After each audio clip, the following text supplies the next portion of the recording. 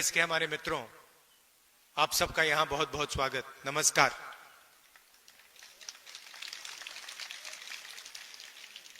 ये प्रेस वाले आपके सामने खड़े हो गए, मगर हमारी बात नहीं बोलते ये लोग, है ना? कहना पड़ता है कि हमारे मित्र हैं, मगर सचमुच में हमारे नहीं है, मोदी जी के मित्र हैं, अदानी अंबानी के मित्र हैं। क्योंकि जो जनता की बातें होती हैं तो लिखते नहीं है, दिखाते नहीं है। आपने कभी देखा है टीवी पे किसान की बात होए, मजदूर की बात होते हुए टीवी पे देखा आपने कभी? महंगाई के बारे में सुना? कभी नहीं। मगर अदानी अंबानी जी की शादी दिखाएंगे, ये डांस गाना होगा, वहां पे 10-15 करोड़ की घड़ी होगी, वो सब दिखाएंगे। मगर इनका काम सरकार पर दबाव डालने का होता है। इनका असली जो काम होता है, अगर सरकार कुछ गलत काम कर रही है तो ये रखवाले होते हैं। मगर आजकल ये काम नहीं कर रहे हैं अपना। तो सबसे पहले मैं आपका स्वागत करना चाहता हूं। आप यहां आए, हमारी बात सुनने आए, दिल से आपका धन्यवाद करना चाहता हूं। 1857 की जो क्रांति थी, उसमें राणा बेनी माधव जी का जो रोल था और बीरा पासी जी का जो रोल था, उसको आज हम याद करते हैं। उनकी मूर्ति का उद्घाटन किया। और अभी मैं कह रहा था, जिन्होंने मूर्ति बनाई कहां है? लखनऊ से आए हैं। मैंने कहा कि बहुत सुंदर मूर्ति आपने बनाई है, तो आपका भी हम रायबरेली आपका धन्यवाद करता है।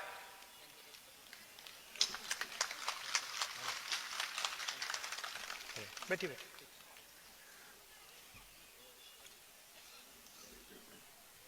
तो ये जो क्रांतिकारी काम किए थे, इसका नतीजा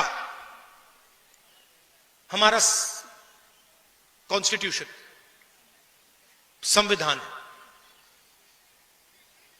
ये सब लोग जो अंग्रेजों से लड़े, जिन्होंने अपनी जान दी,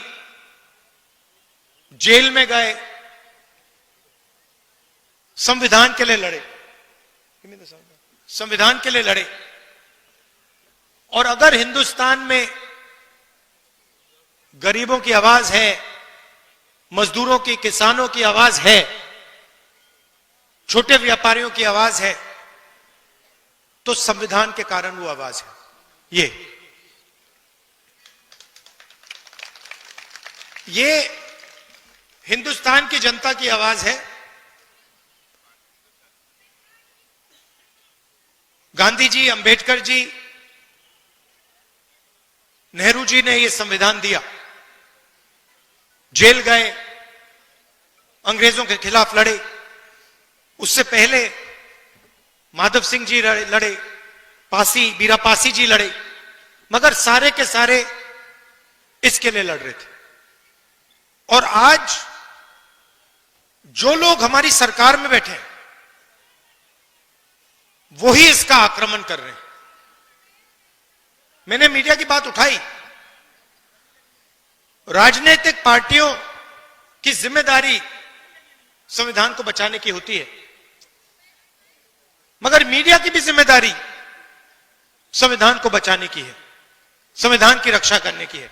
मगर ये जो है, ये आजकल संविधान की रक्षा नहीं कर रहे हैं, ये हमारी मदद नहीं कर रहे हैं। इसलिए मैंने शुरुआत में इनके बारे में बोला। आपको ये बातें मालूम होनी चाहिए, आप तो जानते हो, जानते हो ना ये बात, कि मीडिया आजकल हिंदुस्तान में क्या कर रहा है। किसका? अदानी का काम। देश बिक रहा है। एयरपोर्ट्स, पोर्ट्स, इंफ्रास्ट्रक्चर,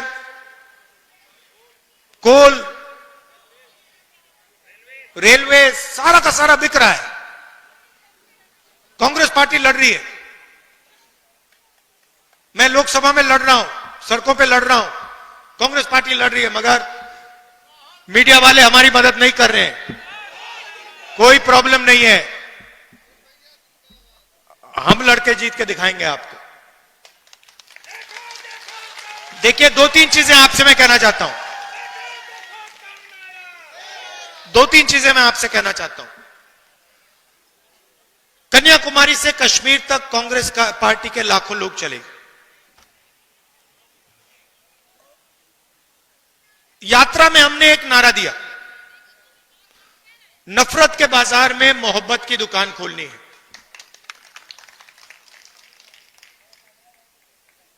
बटा हुआ देश, हिंसा में, नफरत में डूबा हुआ देश कभी प्रगति नहीं कर सकता है। किसी परिवार में लड़ाई हो जाती है,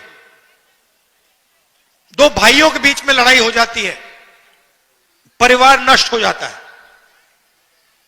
आप सोचिए, अगर देश के बीच में लड़ाई हो जाए तो कैसे प्रगति हो सकती है। इसीलिए हमने भारत छोड़ो यात्रा की, कन्याकुमारी से कश्मीर, समुद्र से लेकर पहाड़ों तक 4000 किलोमीटर हम चले। और देश में हमने, कांग्रेस पार्टी ने, हम सब ने मिलकर मैसेज दिया कि यह देश भाईचारे का देश है, मोहब्बत का देश है, नफरत का देश कभी नहीं हो सकता। तो पहली बात आपको मैं ये कहना चाहता हूं, ये बीजेपी के लोग और खास तौर से जो हमारे यहां युवा हैं, मैंने देखा एनसीसी के यहां लड़के लड़कियां हैं, जब भी कोई हिंदुस्तान को बांटने का काम करता है, एक धर्म को दूसरे धर्म से लड़ाता है, एक भाषा को दूसरी भाषा से लड़ाता है, एक जात को दूसरी जात से लड़ाता है, आपको रोकना पड़ेगा। आप इस बात को एक्सेप्ट नहीं कीजिए कि इस देश में नफरत होगी। यह मोहब्बत का देश रहा है और यह मोहब्बत का देश रहेगा।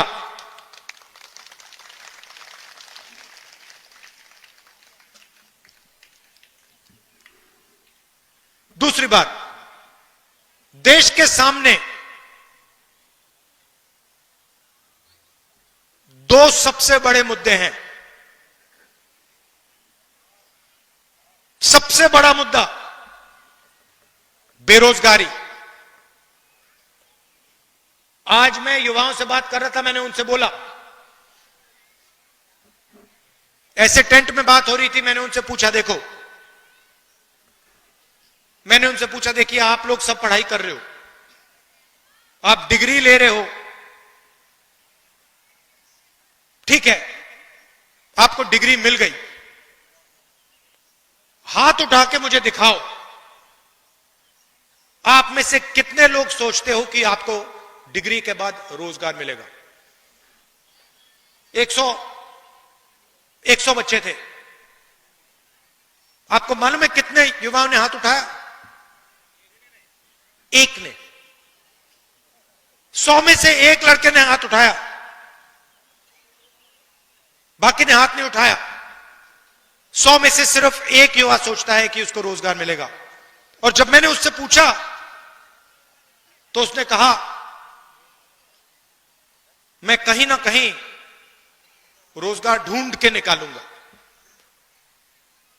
मगर 99% युवाओं ने बात एक्सेप्ट की कि आज के उत्तर प्रदेश में, आज के हिंदुस्तान में उनको रोजगार नहीं मिलेगा। दूसरा मुद्दा महंगाई। दो हिंदुस्तान बन रहे हैं, एक अरबपतियों का, 20-25 लोग हैं, अदानी, अंबानी, लाखों करोड़ रुपए, जो भी उनको चाहिए उनको मिल जाता है। कोरोना के समय 1 लाख करोड़ रुपए का बैंक लोन माफ हुआ उनका, 16 लाख करोड़ रुपए उनके बैंक लोन माफ हुए हैं। और दूसरा हिंदुस्तान, आपका हिंदुस्तान, हमारा हिंदुस्तान, मेहनत का हिंदुस्तान, मजदूरों का, किसानों का, बेरोजगार युवाओं का हिंदुस्तान। हमें ये दो हिंदुस्तान नहीं चाहिए, एक हिंदुस्तान होना चाहिए। अगर वो सपना देख सकते हैं तो आपको भी सपना देखना चाहिए। ये नहीं कि अंबानी का बेटा, अदानी का बेटा जो भी सपना देखना चाहता है देखता है, और किसान का बेटा प्राइवेट यूनिवर्सिटी में मेहनत करने के बाद, लाखों रुपए देने के बाद रोजगार नहीं पा सकता। ऐसा हिंदुस्तान हमें नहीं चाहिए। यहां हम कैसे पहुंचे? नरेंद्र मोदी जी ने नोटबंदी करके, गलत जीएसटी लागू करके छोटे व्यापारियों को, स्मॉल मीडियम बिजनेस वालों को खत्म कर दिया है। यह पॉलिसी सिर्फ नरेंद्र मोदी जी की नहीं थी, यह पार्टनरशिप है। नरेंद्र मोदी जी ने और अदानी, अंबानी जैसे लोगों ने ये पॉलिसियां छोटे व्यापारियों को, किसानों को, मजदूरों को खत्म करने के लिए बनाई है। और नतीजा आपको दिख रहा है। उत्तर प्रदेश के युवाओं को रोजगार नहीं मिल सकता। अगर आपको रोजगार चाहिए, उत्तर प्रदेश में छोड़ दीजिए। हां, तेलंगाना में, कर्नाटक में मिल सकता है, वहां जाके आप मजदूरी कर सकते हैं। मगर उत्तर प्रदेश में आपकी सरकार आपको रोजगार नहीं दे सकती है। और यह सच्चाई है, इस बात को एक्सेप्ट करना ही पड़ेगा। तो यह लड़ाई है। एक तरफ कहते हैं 400 पार, 400 पार के बाद हम संविधान बदल देंगे। हमने कहा हम देखेंगे कैसे संविधान बदलोगे तुम लोग। चुनाव के बाद मोदी जी ने संविधान यहां लगा दिया था।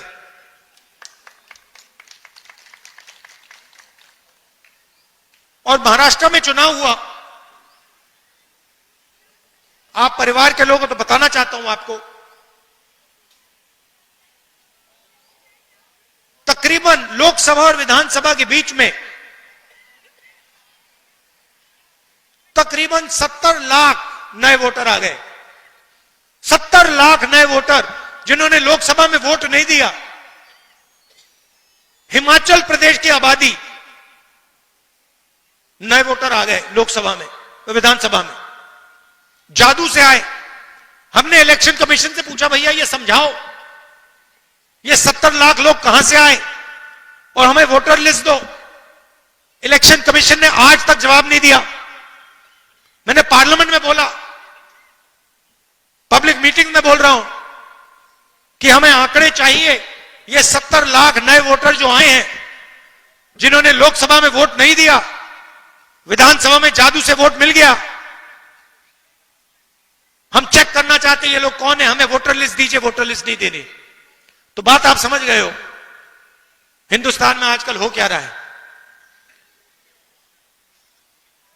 ये राजनीति चल रही है, मगर हम किसी से डरते नहीं है। कांग्रेस पार्टी विचारधारा की पार्टी है और हमारे सब जो कार्यकर्ता हैं, आप लोग बब्बर शेर, आपके खून के अंदर हमारी विचारधारा है। आपके खून के अंदर हमारी विचारधारा है और आप इस विचारधारा को लेकर